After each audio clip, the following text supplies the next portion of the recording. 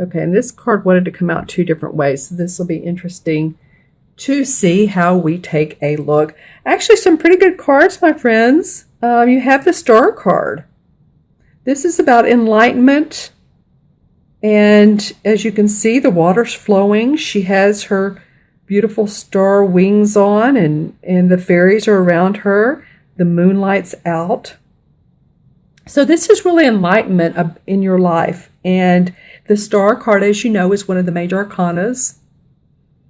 And this comes at a time when there has been upheaval possibly, or unsureness of relationships, unsureness of work, unsureness of timing in life.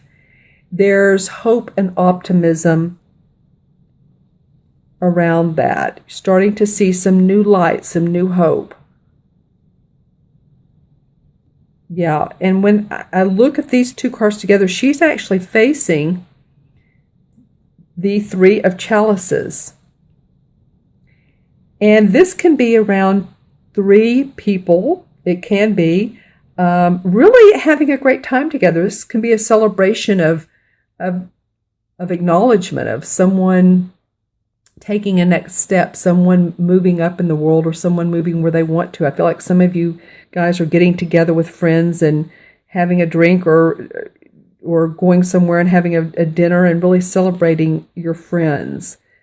But there's some sort of emotional achievement, emotional good feel that's coming up in September for you. This may be getting together with family, and you guys are having a nice time together. There's water here. This is the Three of Chalices. So that's a water card. That's about your emotions. So you're starting off starting off the month, Scorpio, with some nice emotional feelings going on. This has the garden. This feels like the Garden of Plenty to me. So these three women are standing around what you could look at this and say it's the ground, or it could be a pond that's golden. But it feels like you can tap into your emotions with other people. By yourself, this is like an inner light, and this is with other people. The next card that came up is the King of Pentacles, and this card did come up in reverse. So the King of Pentacles, normally it's this guy right here, would come up straight up. And he is a guy who enjoys his money. He enjoys his property. He's a very generous guy. He's done well in life. As you can see, the red flowers behind him, the meadow in the back. He has his land. He has his cow. So he's a happy guy. It did come up in reverse. And by the way, this also represents an earth sign. This could be Virgo, Capricorn, or Taurus. Sun, moon, or rising sign. So if there is an earth sign that's big in your life, and this is coming up in reverse, and I say big in your life, someone like a boss or a spouse, it almost feels like to me that they're either, if it's a boss, are not feeling quite as strong to you or as overwhelming as maybe they have been. Not that the King of Pentacles is an overwhelming person, but coming up in reverse, I feel like it could be.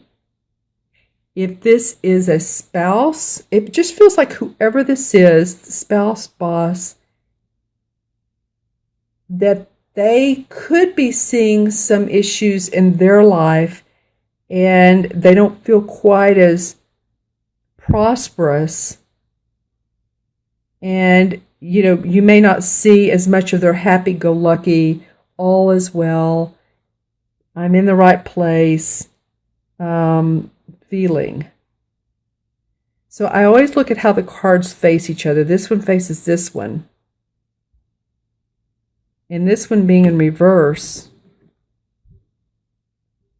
is facing away from this celebration here. It's looking away. So it's like this person is almost becoming distant to you. and not in a bad way. Maybe there needs to be some distance, or maybe you all worked out some communication. Okay, so I'm hearing the word stripes. So this could be also in the military. If some of you, any of you are in the military, or if you have loved ones or friends, this person just feels like they are at distance.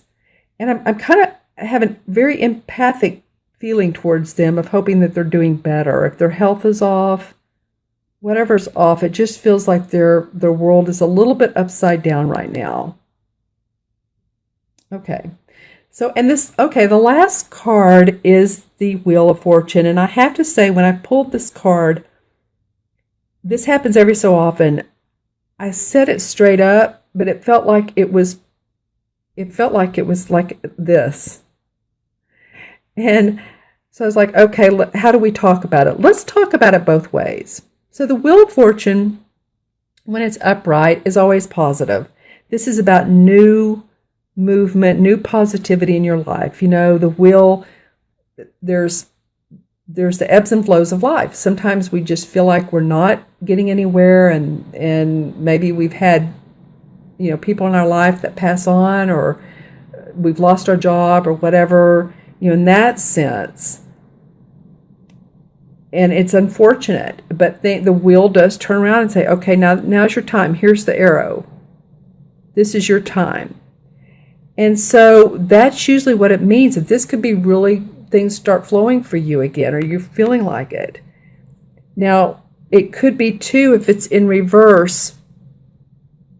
I always read the Wheel of Fortune as being a positive card, even in reverse, because in reverse it tells me this is coming, it's just delayed, or things have stopped for right now, or maybe your income, you're not getting that promotion, or you're not getting to go on that vacation with your loved one, or not getting to go see your family.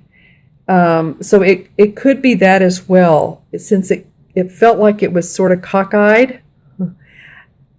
You know, whoever Scorpio you are, wherever your life is, I'm going to say that this Wheel of Fortune could go either way. In fact, what I'm going to do is to pull a clarifying card, because I'm very interested as to why that could have come up that way. Okay, so let's pull a clarifying card of what's going on with you. Oh, well, okay.